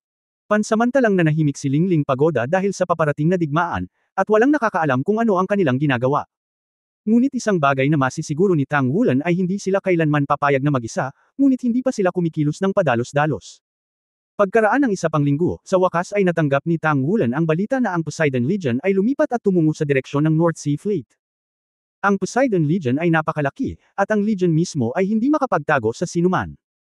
Batay sa kasalukuyang kondisyon ng trapiko, tumatagal lamang ng isang linggo para marating ng buong Poseidon Core ang North Sea Fleet, at naroon din ang kasalukuyang direksyon ng pagpupulong ng hukbo. Kapag natapos na ang pagpupulong, maaaring magsimula ang digmaan anumang oras. Dapat itong gawin. Mag-set off ka kinabukasan. Sabi ni Long Yeo sa malalim na boses na nakatingin kay Tang Wulan na nag-uulat sa kanya. Saglit na natigilan si Tang Wulan. Ang oras ay tumatakbo na ngayon, at ang pagkaantala ng 2 pang araw ay mas mapapahaba pa. Sinabi ni Long Yeo, pupunta ako doon, hintayin mo muna ang aking balita. Pupunta si Mr. Long. Hindi mapigilan ni Tang Wulan na magulat at hindi maipaliwanag, at si Long Yeo sa kanyang harapan ay tila napakahirap na gawin ang desisyong ito. Mula sa kanyang mga mata, nakita ni Tang Wulan ang maraming masalimuot na emosyon. Natural na nahulaan ni Tang Wulan kung ano ang kanyang gagawin. Old Long, ikaw. Kinaweyan ni Long Yeo ang kanyang kamay, hindi pinahintulutan siyang magpatuloy sa pagsasalita, at bahagyang ngumiti. Naisip ko, ang muling pagbuhay ng akademya, ang muling pagkabuhay ng Tang sect, hindi kayo basta-basta makakaasa sa inyong mga kabataan. May mga bagay na hindi maiiwasan. Ako, matagal na akong umiiwas, matagal nang sarado. Okay, wait for my news. Pagkatapos magsalita, hindi na niya hinintay na magsalita muli si Tang Wulan, nakaalis na siya sa isang hakbang at nawala sa kawalan. Hindi mapigilan ni Tang Wulan na mapabuntong hininga sa kanyang puso na tumingin sa lugar kung saan nawala si Long Lao. Talagang napakakaunting balita tungkol sa walang hanggang langit, at syempre alam ito ni Elder Long, at alam niya na ang antas ng tagumpay ng kanilang pagkilos ay hindi masyadong mataas. Kaya naman napagdesisyonan kong lumabas ng personal. Para kay Shrek, ibinaba pa ni Mr. Long ang kanyang pinakamahalagang mukha. Ang mas lumang henerasyon ng mga taong Shrek ay karapat-dapat na igalang. Ang Poseidon Core ay ipinadala. Sa pagkakataong ito ay transportasyon sa lupa. Malinaw, ang transportasyon sa lupa ay hindi kasing dali ng transportasyon sa dagat, ngunit dahil sa pagkakaroon ng tren na ginagabayan ng kaluluwa, ang modernong transportasyon sa lupa ay naging mas simple at mas madali. Ang malalaking pasilidad ay nakarating na sa North Sea Fleet ng maaga sa pamamagitan ng dagat. Sa pagkakataong ito, ang North Sea Fleet kasama ang Poseidon Core ay dinala sa pamamagitan ng lupa patungo sa North Sea Fleet na may ilang sopistikadong kagamitang militar at humigit kumulang 80% ng mga tropa ng Poseidon Core. Para sa kadahilanang ito, espesyal na inaprubahan ng Federation ang isang espesyal na tren para sa Poseidon Core, isang kabuuang 30 espesyal na tren upang ihatid ang lahat ng mga tauhan at materyales. Si Hanhai Daoluo Chenzinji ang huling taong umalis at sumakay sa ika-27 espesyal na tren. Sa kanyang hiwalay na maluho na kahon, nakaupo siya roon, nakatingin sa tanawing dumadaan sa bintana. Sa kanyang antas ng paglilinang, pagkatapos niyang makapasok sa antas na maladyos, hindi na niya kailangan pang linangin, nakabuo na siya ng sarili niyang cycle, at ganoon din ang nangyari sa pagitan niya at ng langit at lupa. Ang cultivation days ay natural na matatag, kahit hanggang sa kanyang kamatayan, wala sa mga ito ang magbabago. Ang pagnanais na masira ang mas mataas ay imposible rin dahil sa mga limitasyon ng hindi pag-iral ng God Realm. Matanda na rin siya, alam niyang wala siyang pag-asa na maging Diyos. Tunay na mas kaunti ang mga halaman kaysa noong bata ka pa. May mga matataas na gusali sa labas ng bintana, at higit sa kanila ay mga bakal na kagubatan, ngunit ang tunay na berde ay bihira. Lihim na napabuntong hininga si Chen Xinji na ang dahilan kung bakit sabik na sabik ang Federation sa pagnanakaw ng mga mapagkukunan ay malinaw na natuklasan nito na kulang ang enerhiya sa buhay ng planeta, at nangangailangan ito ng mas maraming mapagkukunan upang pag-aralan ang daan patungo sa universo sa lalong madaling panahon. Mayroong 3 batch ng exploration spacecraft sa ngayon, ang unang batch ay hindi pa bumabalik, at ang pangalawang batch ng exploration spacecraft sa wakas ay nakahanap ng ilang kalapit na planeta at nagdala pa ng ilang sample. Bagamat hindi pa tayo nakakahanap ng lugar na angkop para sa kaligtasan ng tao, kahit isang bagay, dapat na tama ang direksyong ito. Dahil ang Daoluo Star ay maaaring makaligtas sa mga tao, bakit hindi maaaring magkaroon ng mga katulad na planeta? Sa makatuwid, palagi siyang sumusuporta sa pananaliksik na ito. Ngunit naiintindihan din niya na ang paggalugad sa planeta ay hindi isang madaling gawain. Ang Federation ay nagsisimula na ring bigyang pansin ang ilang mga pagpapabuti sa kapaligiran, kahit papaano hayaan ang Daoluo na magpatuloy hanggang sa matagumpay na ma-explore ang planeta. Kung hindi, ang sakuna ng tao ay darating ng maaga o huli.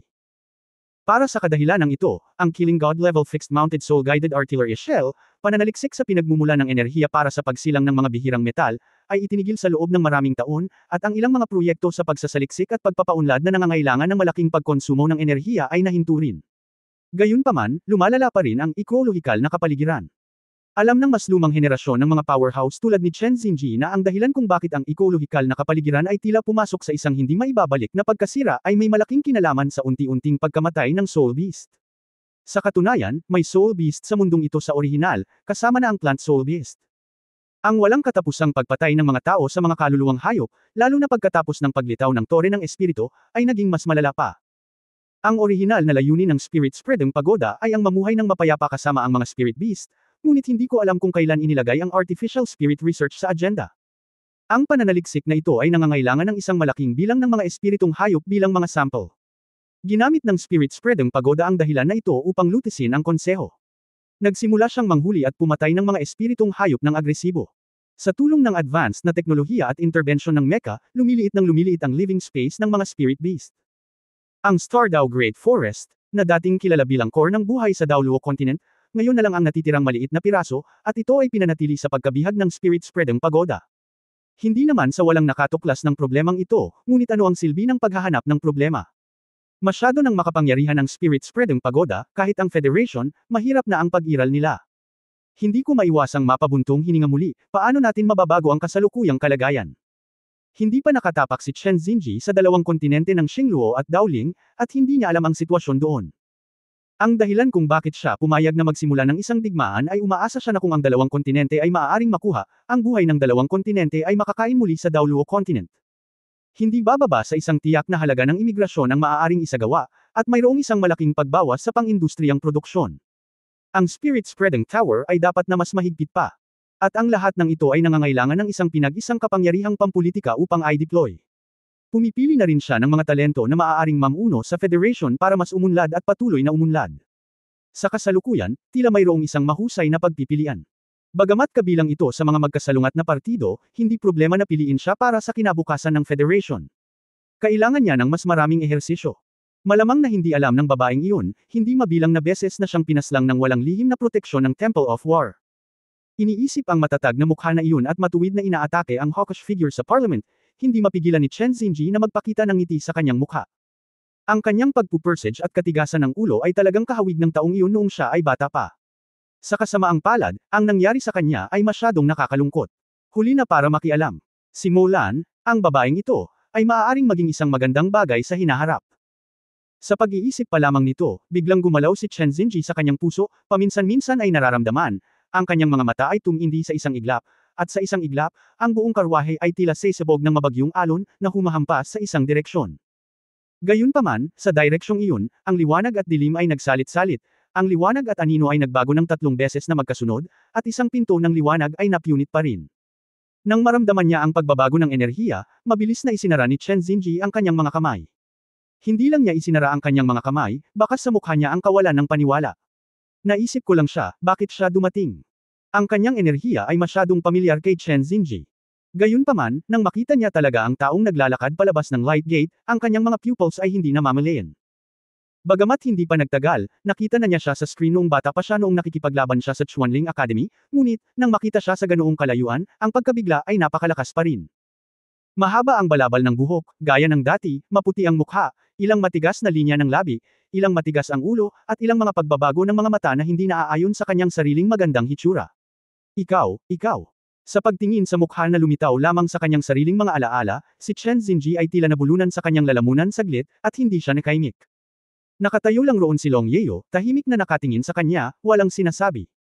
Mabilis ang takbo ng tren, at nagkatinginan ang dalawa sa mabilis na umaandar na tren. Pagkaraan ng mahabang panahon, si Chen Xinji ang unang nagsalita, Yeo, sa wakas ay nakita na ulit kita. Pero, okay lang ba na maging ganito ka?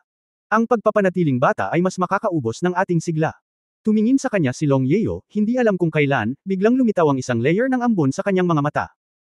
Nang makita ni Chen Xinji ang mga luha sa kanyang mga mata, ang hawkish tycoon na ito ay masasabing ang ganap na pinuno, ang commander ng magkasanib na fleet, ang commander ng Poseidon Legion, at ang Panginoon ng Temple of War, na nagtataglay ng halos lahat ng nangungunang titulo ng Federation. Ang pagkakaroon ng, mayroong isang pakiramdam ng pagkalito at pagkawala. Yeo, huwag kang umiyak, huwag kang umiyak. Ano ang nangyayari sa iyo? Lumapit na siya sa kanya sa isang hakbang, walang kamalay-malay na papawiin ang mga luhang malapit ng tumulo para sa kanya. Hinampas ni Long Yeo ang kanyang palad. Nawala rin ang ambon ng tubig sa mga mata, nawala sa transpiration ng light element. Pero hindi pa rin siya nagsasalita, nakatingin lang siya ng ganon. Ang mga mata ni Chen Xinji ay unti-unting nabigla sa kanyang hitsura, ano ang nangyayari sa iyo Yeo? Nagsasalita ka ba? Hindi mo ba gusto na sumali ako sa digmaang ito? Ngunit, hindi ito magiging dahil dito. Kung gaano siya kalakas at katigas ng ulo. Parehong siya at siya ay ganoon. Mula noong araw na nakilala niya siya, hindi pa niya ito nakitang mahina, at hinding-hindi siya magiging mahina. Kung hindi sila makakasama hanggang ngayon, napakalakas nila. Dahil sa pagiging malakas, lahat sila ay napunta sa isang dead end. Hayaang mauwi sa dead end ang kanilang relasyon. Nakatingin lang sa kanya si Long Yeo, nakatitig lang sa kanya ng ganon. Unti-unting naging nakakaloko ang tingin ni Chen Xinji. Bigla niyang naramdaman na kapag ganito pa rin ang tingin niya sa kaharap niya ay papayag siya.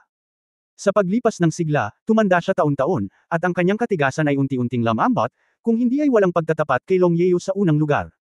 Sinusubukan niyang gamitin ang kanyang huling pagkakataon para matupad ang kanyang hiling, bagamat huli na ang lahat, ngunit payag pa rin siya.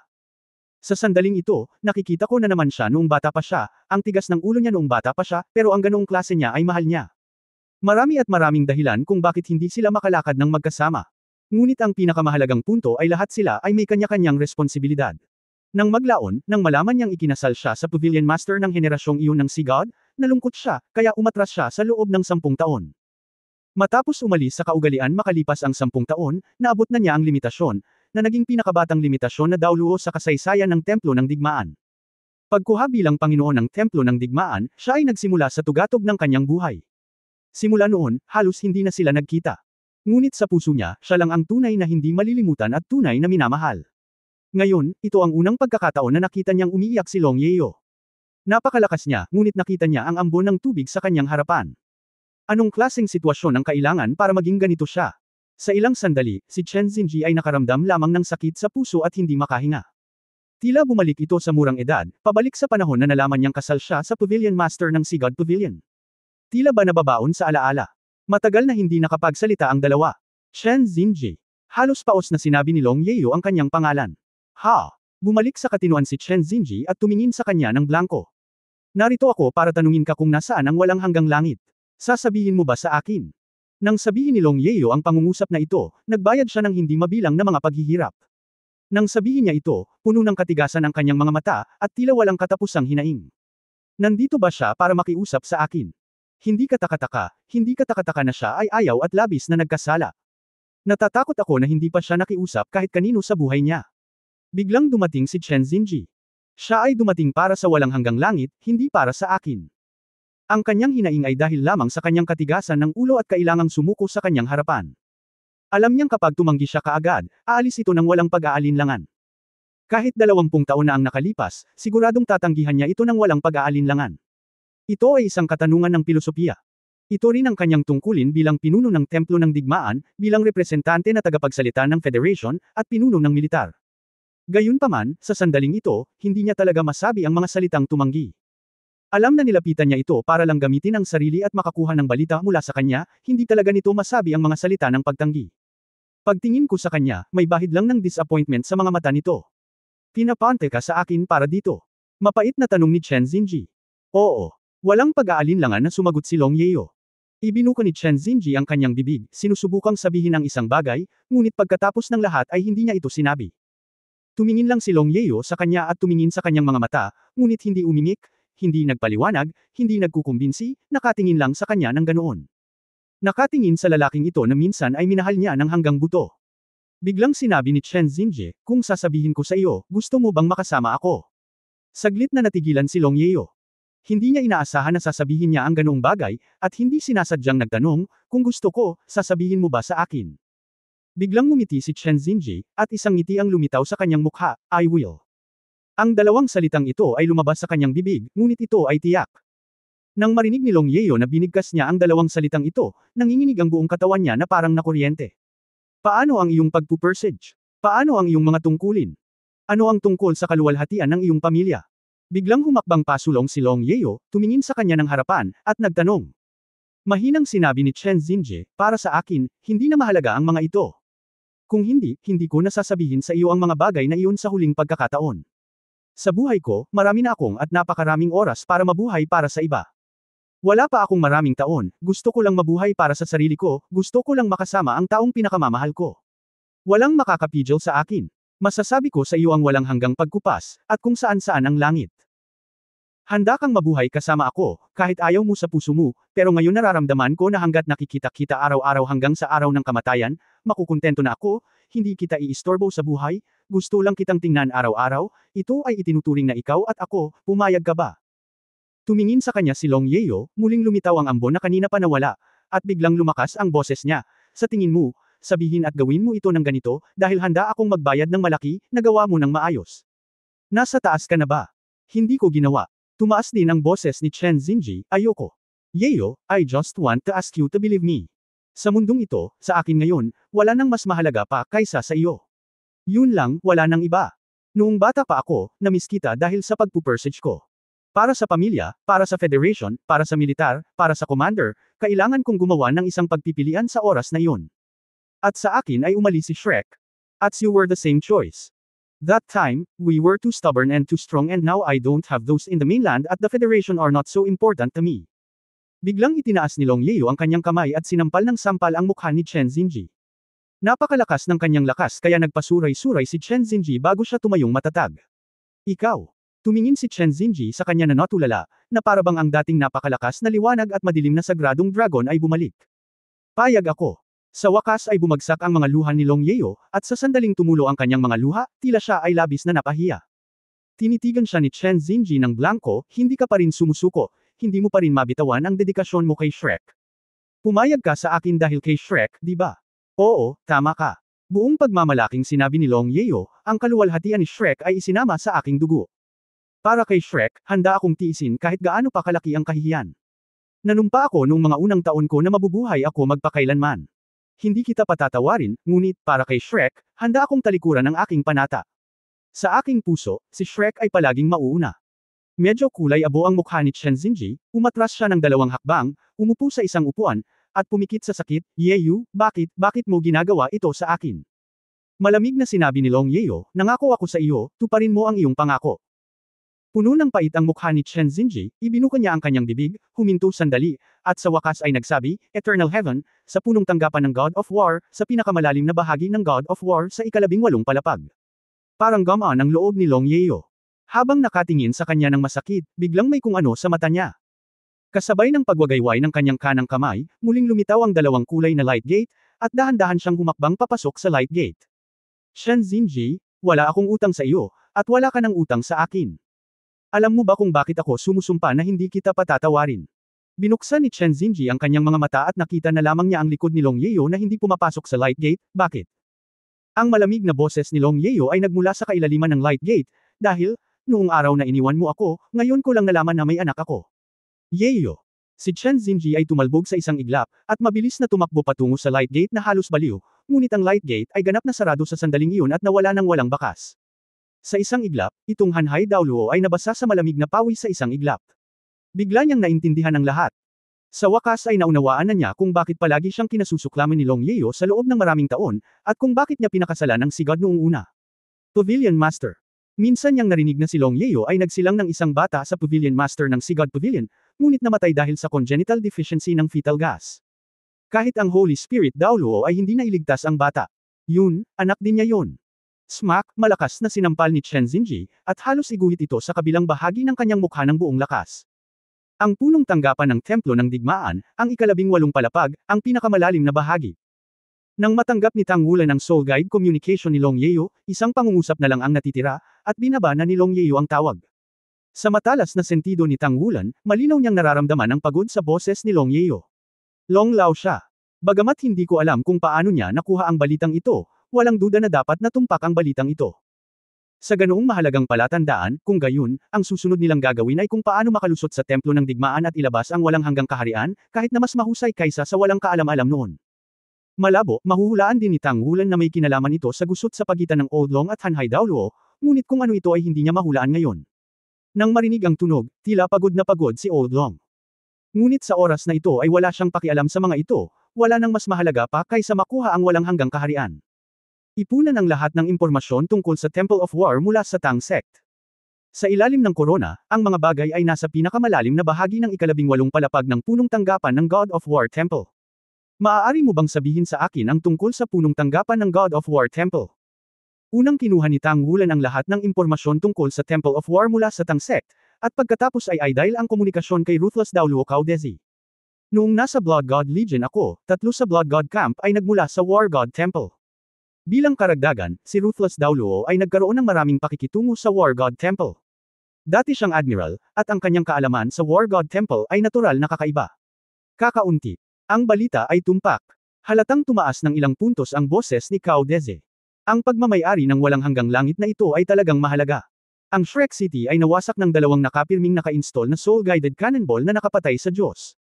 Kahit na ito ay isang malakas na tao tulad ng Ruthless Daoluo at Amorous Daoluo, walang anino sa kanyang puso.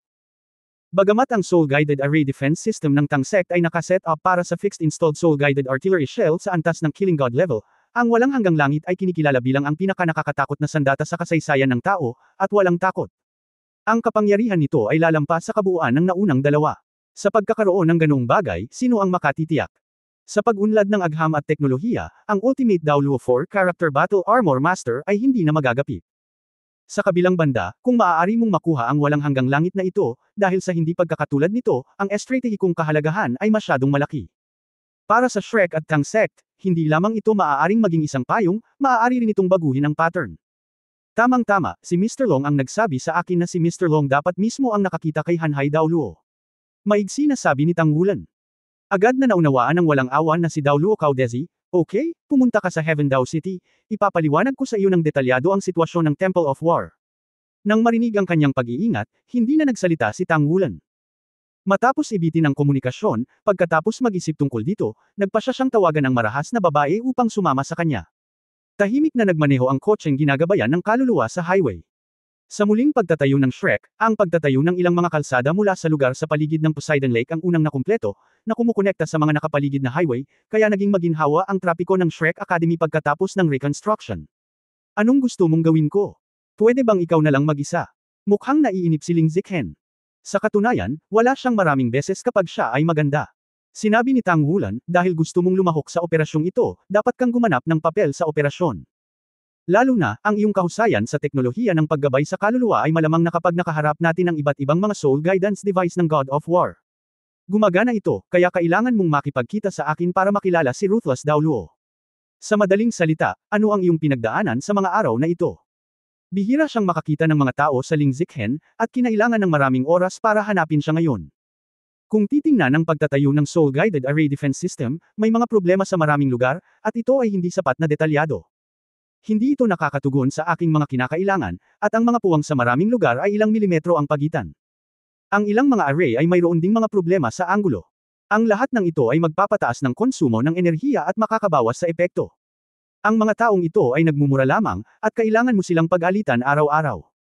Nang marinig ang kanyang galit na mga salita, hindi napigilan ni Tang Wulan ang pagkibot sa gilid ng kanyang bibig. Pinuntahan din niya ang pagtatayo ng Soul Guidance Array Defense System, na napakadetalyado na. Nagsusuri ka ba gamit ang magnifying glass? Hindi magandang maging fault-finding. Walang magawang sabi ni Tang Wulan. Sabi mo mapili ako. Biglang tumaas ng ilang puntos ang boses ni Ling Ziqhen, lumingon at tinitigan si Tang Wulan ng mabangis, ang medyo exaggerated niyang figure ay biglang nagdulot ng hindi nakikitang pressure. Hindi, tama ang ginawa mo. Agad na nagpasya si Tang Wulan na huwag makipagkompetensya sa isang baliw na babae. Hindi niya akalain na makukumbansi niya ang babaeng ito.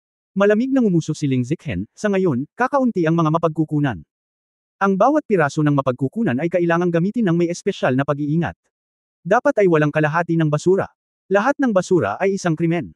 Ang iyong Shrek Academy ay sumasaklaw sa napakalawak na lugar, alam mo ba ito? Gaano karaming mga mapagkukunan ang kailangang ibuhos? Noong ang dalawang coroner ay nagsumite ng panukala, ako ang unang naging kalaban hanggang ngayon sa paggamit ng mga mapagkukunan. Ang akademya ay isang pag-aaksaya lamang ng basura. Sumimangot si Tang Wulan, tama ka, hindi dapat sayangin ang mga resources, ngunit kailangang gamitin palagi. Ang Shrek ay lugar para sa pagtuturo at pagtuturo sa mga tao, lugar para turuan ang mga tao para maging talento, at kinabukasan. Maging sa Shrek City. Nang sumabog ito, ang lahat ng mga gurong binantayan ng kanilang buhay ay mga estudyante ni Shrek, kami iyon. Kabilang sa kanila, ang mga makapangyarihang tao ay nagkaroon ng pagkakataong iyon. Pinili kong ubusin ang napakalaking mapagkukunan na ito ay upang protektahan ang pag-asa na ito ng magkasama. Higit pa rito, ito ay upang protektahan ang ating tangsek kung walang sapat na ligtas na lugar ng base, paano tayo magsisikap para sa pag-unlad ng buong kontinente. Okay, alam kong ikaw ang totoo, huwag mo akong abalahin, matutulog muna ako saglit. Gaya ng sinabi niya, inayos ni Ling Ziqhen ang upuan pabalik sa tilt angle, at hindi nagtagal ay naging pantay ang kanyang paghinga. Ang isip ni Tang Wulan ay puno ng mga pag-iisip, patuloy na sinusuri ang iba't ibang mga posibilidad ng pagkilos na ito. Ang pagkilos na ito ay may malaking kahalagahan. Kung ang walang hanggang kaharian ay maaaring makuha ay maaaring matukoy kung ang digmaang ito ay magaganap o hindi. Kasabay nito, tinutukoy din ito ang maagang yugto ng muling pagtatayo. Kung kaya bang tumayong matatag si Shrek at kung maibabalik ba ng tangsek ang kaluwalhatian nito. Ang pagmamaneho ay matatag, at ang namamahala sa pagmamaneho ay ang tangsek Dao Luo Hall, ang personal na alagad ng Amorous Dao Luo, at mayroon ding mga counter-level cultivation base. Hindi ko alam kung kailan, ang pantay na paghinga sa paligid niya ay biglang naging mabilis, dahilan upang hindi malay ni Tang Wulan na lumingon ang kanyang ulo upang tumingin. Kumunot ang noo ni Ling Ziqhen, ngunit nakapikit ang kanyang mga mata, tila binangungot. Sa oras na ito, hindi niya makita ang orihinal na lakas, at pumulupot siya sa upuan, na tila isang kuting. May bahagyang drool sa mga sulok ng labi. Dad! Bigla niyang niyugyug ang kanyang katawan at napasigaw, at pagkatapos ay hinawakan niya ang braso ni Tang Wulan. Bagamat mahigpit niyang hinawakan, ang ganitong uri ng malaking lakas sa mga ordinaryong tao ay kumilos kay Tang Wulan. Siyempre wala lang. Gayunpaman, ang kanyang pagsigaw ay nagpang-inig sa puso ni Tang Wulan. Sa isip ko, halos agad kong naalala ang oras na tinawag siya ni Guyana ng ganito noong panahong nawala ang kanyang alaala. Sa tuwing naiisip niya ito, nararamdaman pa nga ni Tang Wulan na kung mananatili siyang magkasama sa lahat ng oras, tila napakaganda nito. Kung hindi lang sa sobrang responsibilidad sa balikat niya, baka ganoon. Dad! Muling tawag ni Ling Ziqhen, ngunit tumutulo na ang mga luha sa kanyang pisngi, at bahagyang nanginginig ang kanyang katawan. Mahirap isipin na ang isang taong napakalakas sa mga ordinaryong araw ay magkakaroon ng isang mahinang oras. Nang makita ang kanyang mga luha, hindi na kayanin ni Tang Wulan na hilahin ang kanyang braso at hayaan siyang hawakan ito ng ganito. Ang mga kamay ni Ling Zichen ay unti-unting lumuwag, at ang kanyang masikip na katawan ay unti-unting lamambat muli, ngunit ang kanyang ulo pagkatapos ay sumandal sa mga balikat ni Tang Wulan, inilagay ang kanyang buong katawan dito, na parang nakahanap ng masisilungan mula sa hangin, marahan niyang hinihimas ang balikat ni Tang Wulan gamit ang kanyang pisngi paminsan-minsan. Biglang napahiya si Tang Wulan. Itulak siya palayo at tingnan ang kanyang inaantok na mukha na sa wakas ay naging kalmado. Hindi niya kinaya. Gayunpaman, napakaganda ng figure ni Ling Zichen kaya ang braso ni Tang Wulan ay nailagay na dito ng ganito. Puno ng malambot na haplos. Bagamat stable na ang sasakyan ay may kaunting pag-alog pa rin na lalong nagpapahalata sa kanyang haplos na medyo nakakalito at nakakahiya. Si Liu Jinyan, na nakaupo sa harap ng kotse, ay sumulyap sa rearview mirror, at nakita ang eksena, ang kanyang bibig ay kumaibot ng ilang beses. Bilang isang disipulo ni Amorous Daoluo, syempre kilala niya si Ling Zichen, sa katunayan, naayos na siya ng isang ito. Ang sikat na pangalan ni Ling Zichen sa Tang Sect ay tiyak na umiiwas sa distansya, at higit sa lahat, siya ang diyosa ng mga teknokrata ng Tang Sect. Sino ang kayang bayaran ng mga siyentipikong ito? Sa makatuwid, sa isang kahulugan, ito ay maaaring ituring bilang ang hindi nakoronahan na hari ng buong Tang Sect. Maliban sa dalawang extreme Daoluo, siya ang halos pinakamataas sa status. For more videos, please like, share and subscribe.